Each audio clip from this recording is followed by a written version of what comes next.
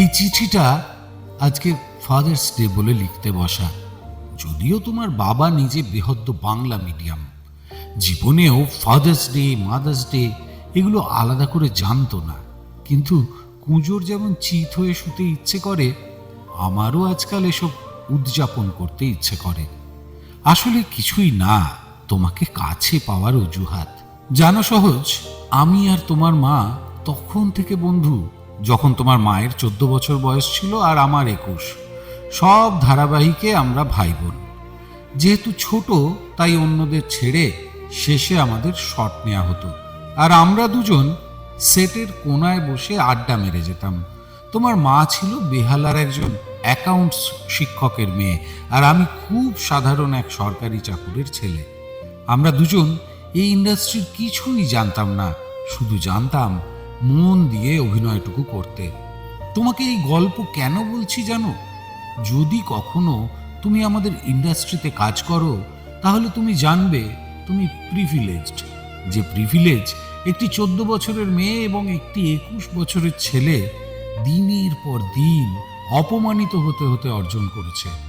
ঘটনাচক্রে যারা তোমার বাবা মা। এই ইন্ডাস্ট্রিতে সত্যি যদি কাজ করতে ইচ্ছে হয় তোমার, আমি তোমাকে অনুরোধ করব, প্রত্যেকটা মানুষকে তার প্রাপ্য সম্মান দিও।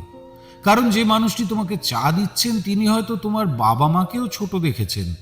উপার্জন আর ক্ষমতার আতশ কাঁচ দিয়ে যারা মানুষকে দেখে, তাদের মতো অশিক্ষিত এই পৃথিবীতে কেউ নেই। এরকম অশিক্ষায় তুমি বড় হবে না, এটুকু আশা তো করতেই পারি, কি বলো?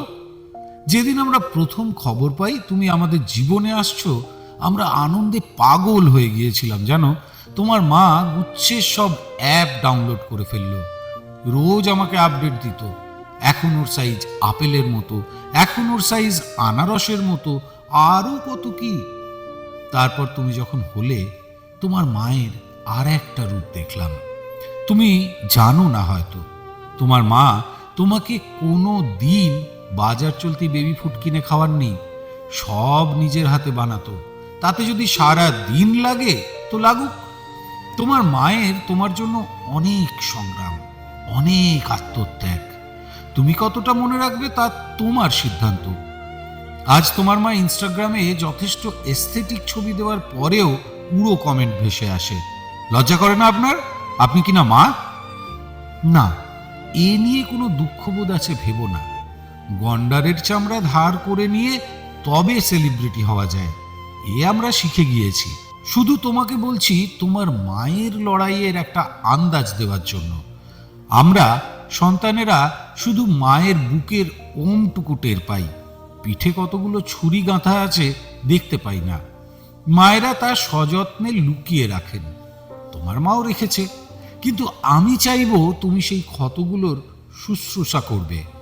মায়ের পিঠের ছুরিগুলো যদি সরাতে নাও পারো, তোমার একটু আদরই মায়ের জন্য যথেষ্ট হবে। এখন প্রশ্ন হচ্ছে, আমি কোন হরিদাস পাল যে তোমাকে এত জ্ঞান দিচ্ছে? আমি তোর বাপ, দূর সম্পর্কেরই হই, বাপ তো বটে। সেই উপলক্ষে একটু জ্ঞান দেওয়ার অধিকার জন্মে যাই।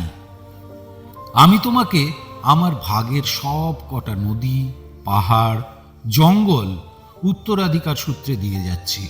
বইমেলার ধুলো, কলেজ স্ট্রিটের ফুটপাতগুলোকেও পৈতৃক সম্পত্তি ভাবতে পারো এরপর থেকে। আর হ্যাঁ, তোমাকে দিয়ে দিলাম আমার একটা প্রচণ্ড অহংকারের জিনিস, আমার ভাষা, বাংলা। হ্যাঁ, বাংলা ভাষা। আর শুধু সেই বাংলা ভাষা নয় যেটা আমরা দক্ষিণ কলকাতায় বলি। বাংলা তার সমস্ত উপভাষা, ডায়ালেক্ট নিয়ে যে প্রবল ঐশ্বর্যের অধিকারী, সেই সব ঐশ্বর্য তোমাকে দিয়ে দিলাম। সবই দিয়ে দিলাম, যা যা আমার বলে আমি জানি, শুধু তোমার একটা প্রশ্নের উত্তর ছাড়া। তখন তুমি সদ্য মায়ের সঙ্গে আলাদা হয়েছ। প্রায় 1 বছর পর তুমি আমাদের বেডরুমে ঢুকে এদিক ওদিক দেখে আমাকে প্রশ্ন করেছিলে, আমি এই ঘরে থাকতাম না বাবা? আমি উত্তর দিয়েছিলাম হ্যাঁ। তুমি প্রশ্ন করেছিলে, তারপর কি হলো? এখন আর থাকি না কেন? বিশ্বাস করো, সেই প্রশ্নের উত্তর সেদিনও ছিল না, আজও নেই। ক্ষমা করো, বাবা রাহুল অরুণোদয় বন্দ্যোপাধ্যায়।